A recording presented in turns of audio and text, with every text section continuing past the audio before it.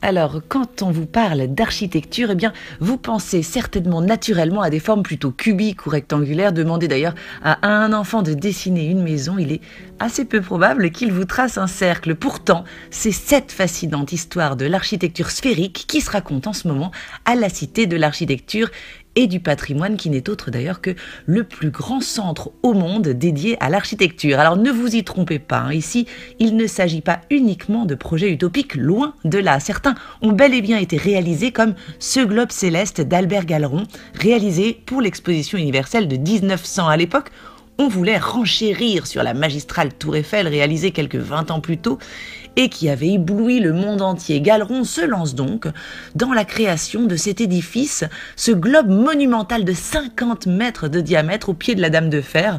Malheureusement pour lui, à la veille de l'ouverture de l'exposition universelle, eh bien, le pont du globe s'effondrera, ne laissant que des ruines et des railleries aussi, beaucoup en souvenir de ce projet magnifiquement oublié aujourd'hui. Un projet qui pourtant prend sa revanche puisqu'il est au cœur du projet de Paris pour sa candidature à l'exposition universelle de 2025 dans une version encore plus monumentale cette fois-ci, puisqu'elle ferait plus de 120 mètres de diamètre. En tout, 80 projets se déroulent ici, tous plus fous les uns que les autres, avec notamment aussi ce projet très avancé, étonnamment avancé d'ailleurs, de la NASA, qui fait de la ville de demain une ville-planète en suspension, en orbite dans l'espace, surplombée d'un microclimat céleste et de panneaux solaires. Voilà, de quoi vous faire tourner la tête. Belle visite à tous.